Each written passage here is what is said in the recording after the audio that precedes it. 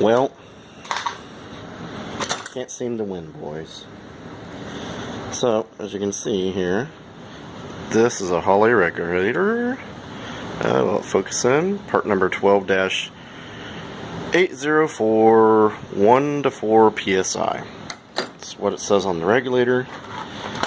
It's what it says on said box, if it would focus ever.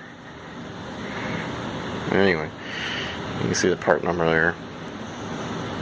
1 to 4 psi. So I put it on there. Had to drill holes, spend $20 in fittings and all that good stuff.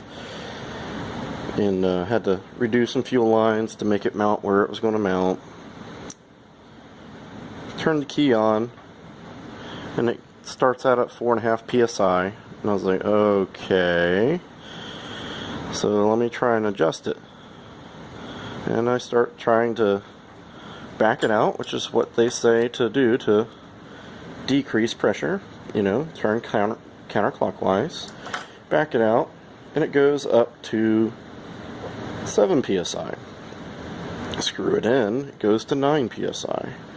Screw it back out into about a little bit of a middle range, and it stays steady at 7 psi. So it's defective or the wrong part number on the wrong product, because they have the 4.5 to like 9 psi regulators, and I'm thinking they got that one mixed up at the factory. So that's got to go back. A little depressed. Still got my receipt, so hopefully this will be a easy exchange process and not ridiculous, you know. So that kind of puts a hamper in the whole car. I did get the breather box lines hooked up. Of course, I do not have a flashlight handy, do I? I don't even think I own flashlights anymore. How do you lose a flashlight? I've never been able to understand how I can lose a flashlight. And I can lose them, believe me. I've lost lots and lots and lots of flashlights. It's amazing just how simple that is to do. There's one. This one's garbage one door. So, you can see some of my leftover tubing. Yeah, I know it's close to the exhaust, but it does clear it on that part.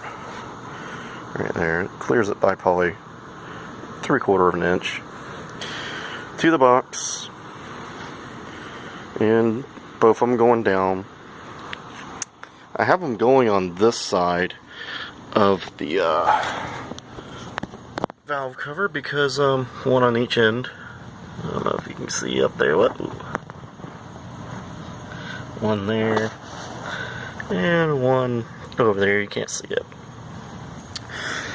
The reason I did that is I remember, sure, a lot of Volkswagen guys remember the video from Muffler Mike and him running the engine at several different RPMs, but you know, like 3,500, 4,500, and 5,500, and he had a little window in the valve cover because of the theory, and he proved it, and I guess a way, I mean, that, you know, the crank rotates this way, and it slings oil that way, and you know, there's a lot of people that had the theory that oil's going up your pushrod tubes, filling them, coming off the crankshaft, and what's being windaged over there, and filling the valve cover. On that side more than this side. They both fill up, but that one more.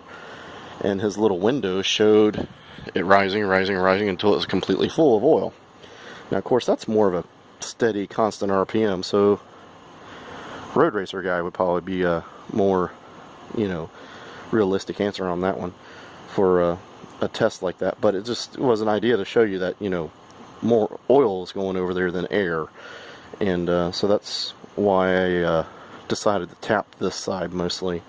If I have to, I can remove one and move it over there and get a little more hose.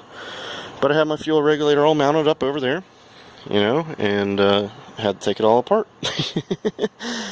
You know, one step forward, 2 steps backwards. It never seems to stop. So tomorrow I will be going to O'Reilly's and trying to get myself another regulator. So hopefully you guys are doing good, and hopefully there's no damage for Old Speed Cy. You know, hopefully that pulls it apart and it's a simple fix. He's thinking he's got a loose head. You know, they do come loose after a while of running a car, you know, so it's possible it just turbo helped it come loose a little more. Hopefully it didn't hurt anything. You know, I know he checked out some people's advice on the internet there, and